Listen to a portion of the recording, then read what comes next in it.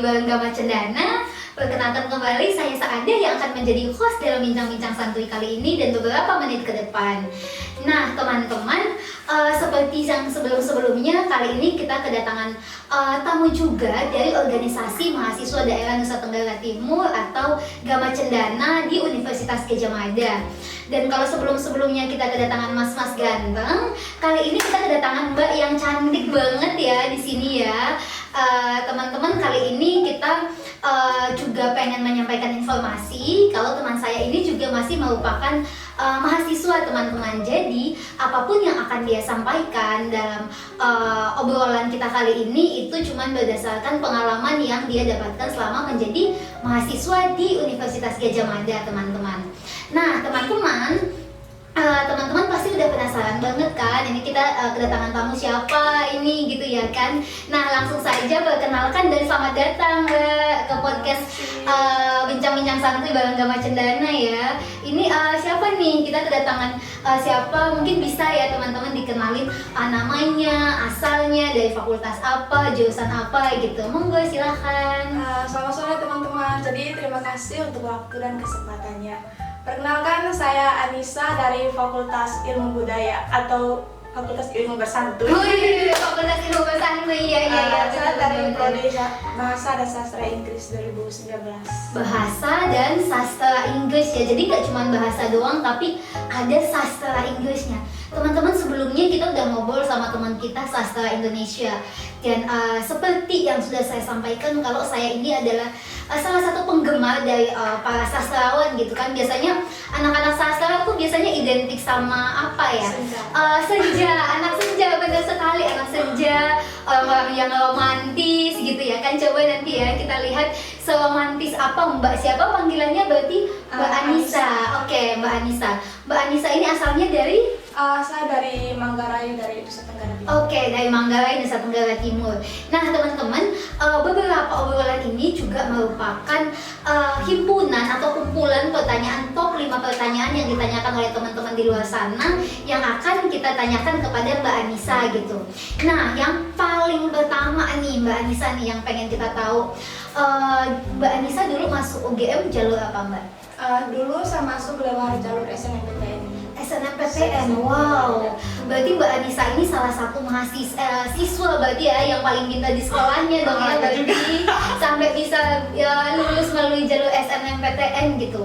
Nah Mbak Anissa, boleh nggak sih diceritain gimana sih perasaannya, pengalamannya ketika pertama kali mendapatkan kabar kalau lulus di UGM dan mungkin awal-awal tahun pertama atau semester 1 di UGM tuh gimana sih rasanya gitu? Baik, terima kasih. Jadi pas dulu dikabarin masuk UGM, senang sih, tapi sebenarnya masuk UGM itu bukan keinginan saya. Oh iya gitu. Oh my god, bisa-bisanya. Sebenarnya dulu tuh itu saya dituntut supaya masuk ke UGM. Tapi dari saya sendiri sebenarnya tidak ingin masuk ke UGM. Oh gitu, gitu ya teman-teman. Jadi kalau di luar sana banyak banget orang yang pengen masuk UGM, tapi kalau Mbak Anissa ini nggak pengen ya. Oke, itu ya teman, itu unik banget emang anak-anak UGM ini. Ada yang berjuang mati-matian pengen masuk UGM tapi nggak masuk. Ini yang nggak pengen malah masuk UGM ya, luar biasa banget gitu. Terus gimana tuh? Semester awal gimana? Semester awal kayak ya santai-santai ya, asik, tapi sebenarnya kayak lebih banyak stresnya juga. Oh, lebih banyak stresnya. Ini baru semester awal udah stres ya, gimana tuh? Boleh nggak sih sharing? Kayak lebih insecure sama teman-teman sih, teman-teman pintar, wow, kok mereka gitu banget. Oke, I see. Pintar. Ini ya kemarin kalau teman kita yang sebelumnya juga bilang kalau di prodinya dia di anak sastra Indo gitu ya kan, dia bilang kalau teman-teman di awal-awal itu tuh kayak udah kelihatan kayak sastrawan banget gitu. Kalau di Sastik gimana tuh kalau di tempatnya Anissa? Ya kalau di Sastik juga kayak gitu Kak, kayak kelihatan sekali mereka tuh sastra, kayak bener udah mempersiapkan diri untuk masuk ke sastra itu. Oke. Kalau Anissa sendiri suka nggak sama sastra gitu, kayak sastra gitu? Suka sih. Suka. Tapi dulu masuk sastra Inggris emang kayak ya Anissa emang pengen di jurusan itu atau justru malah salah jurusan gitu? Dulu sebenarnya saya masuk tuh ambil jurusan sastra Indonesia juga. Tapi cadangannya sastra Inggris, tapi sastra Inggris tuh pilihan kedua. Oh gitu.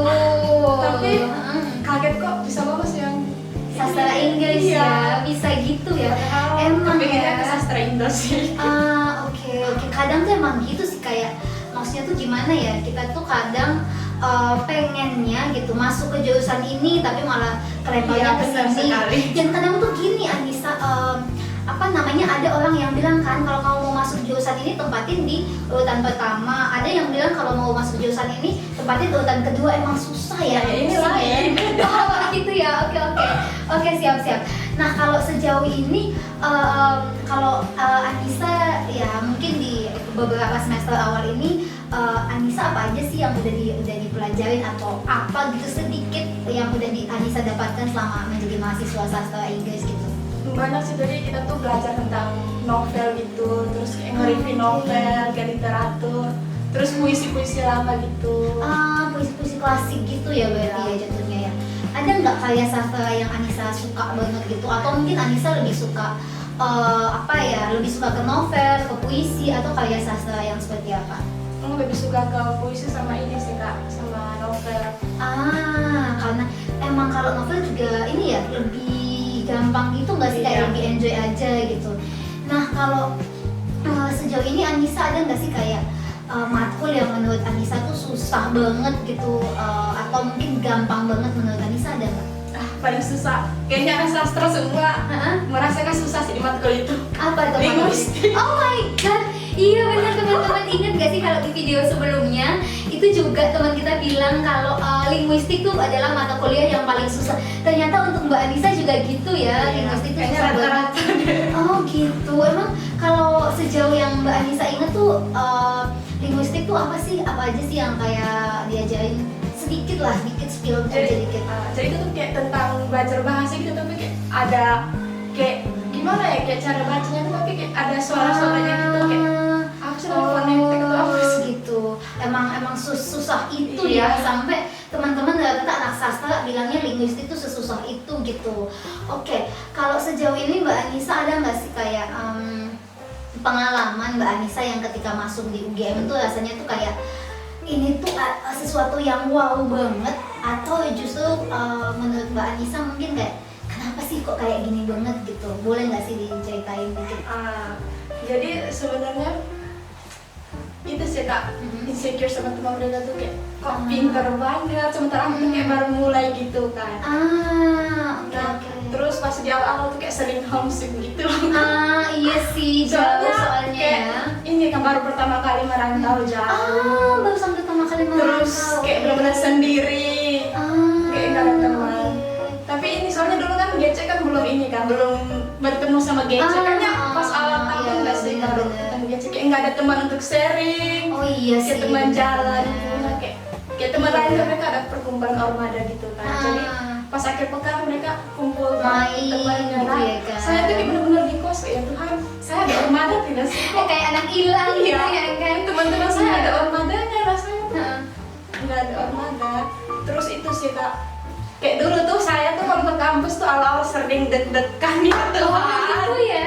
Iya, kayak Kan itu kan kok saya bisa ya lulus di sini, padahal ini tuh bukan keinginan saya. Terus kayak ke kampus tuh sering loh dulu ke awal-awal deg-degan, kayak Tuhan bisa nggak sih, bisa tidaknya aduh. Oh gitu ya, saking khawatirnya gitu ya kan. Terus kalau tenang tuh paling pas tidur ya, tenang tidur. Tapi pas kalau lagi bangun gitu ya kan. ya Tuhan, mungkin segitunya ya, nggak bisa ya. Tapi syukur sih bisa dilewatin, dan untung ada teman juga kan Kak yang baik. Pokoknya adalah teman-teman saya paling baik dari saya semester 1 sampai sekarang, dia tuh selalu ada menemani saya. Syukurlah. Itu teman spesial apa emang teman di kampus nih? Teman di kampus ya Kak Setos, yang namanya Putri sih namanya. Oh Putri ya namanya, Mbak Putri, makasih loh ya. Sebenarnya dia juga kayak, ayo Lanis nanti kalau udah di serialinnya.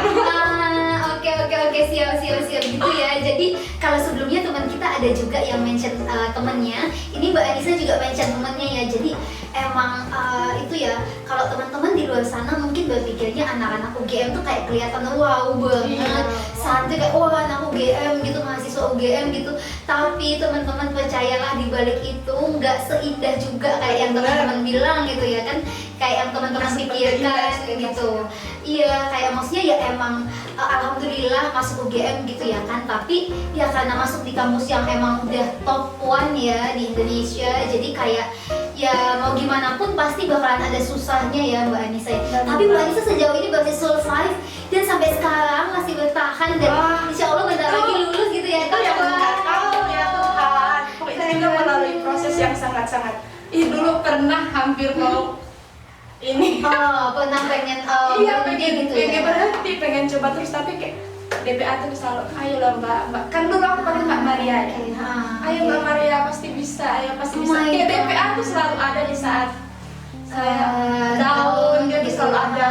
Karena dia kayak pakai chat gitu kan, ayo Mbak bisa. Terus kalau hilang kabar, bapaknya tuh Nyariin gitu. Nyariin. Oh my god sih kayak, halo Mbak Maria apa kabar? Kok hilang? Ya Tuhan. Iya sih, dulu saya juga pernah kayak gitu sih Mbak Anissa. DPA saya juga dulu kayak kadang kalau mau konsul gitu ya kan, udah deg-degan duluan, wah kayaknya bakalan diomelin. Ternyata nggak diomelin sama sekali loh Mbak saya dulu. Ternyata apa yang kita pikirkan tuh ternyata nggak segitunya nggak ya. seburuk yang kita Iya, pikirkan. benar. Oke Mbak Anissa. Nah Mbak Anissa, kalau sejauh ini Mbak Anissa ada nggak sih rencana kayak setelah ini, kalau mungkin setelah lulus Mbak Anissa mau ngelanjutin studi lagi, mau kerja, atau mungkin ada rencana yang lain gitu? Saya rencana kalau setelah lulus saya pulang dan pulang ke tempat saya ya kan. Dan pengen ini kayak mengumpulkan teman-teman yang pengen belajar bareng, kayak membagi ilmu yang saya dapat. Mantap banget, ini keren banget. Kita doakan ya teman-teman, semoga cita-cita Mbak Anissa terkabul ya. Amin. Gitu. Oke, nah yang terakhir nih Mbak Anissa, sebelum kita tutup, Mbak Anissa ada nggak sih pesannya buat adik-adik yang pengen masuk bahasa dan sastra Inggrisnya UGM? Ada nggak kayak mungkin pesannya apa aja yang harus dipersiapkan, atau kayak gimana lah, apa aja lah monggo dari Mbak Anissa. Pesan sih buat yang masuk ke sastra dan bahasa Inggris, pokoknya harus itu sih. Dari sekarang mulai belajar menulis ini, kayak belajar novel juga, belajar membaca novel, mau review novel, pokoknya nanti mau review jurnal juga. Terus analisis gitu paling sih. Selalu diingin terus. Berarti udah harus dimulai dari sekarang ya Mbak Anissa ya. Oke, siap-siap kalau gitu. Mbak Anissa makasih banyak ya udah datang di bincang-bincang santuy bareng Gama Cendana hari ini. Teman-teman, itu adalah sedikit pengalaman dari Mbak Anissa. Kalau teman-teman masih kepo dengan Mbak Anissa, pengen tanya-tanya lebih lanjut terkait program studi bahasa dan sastra Inggris, silahkan teman-teman sampaikan di kolom komentar atau DM aja di Instagram Gama Cendana, Gama_Cendana, atau Facebook Gama Cendana. Kita bakalan ngobrol-ngobrol lagi sama teman-teman dari program studi yang lain ya teman-teman. Tetap stay tune di channelnya Gama Cendana. Sampai jumpa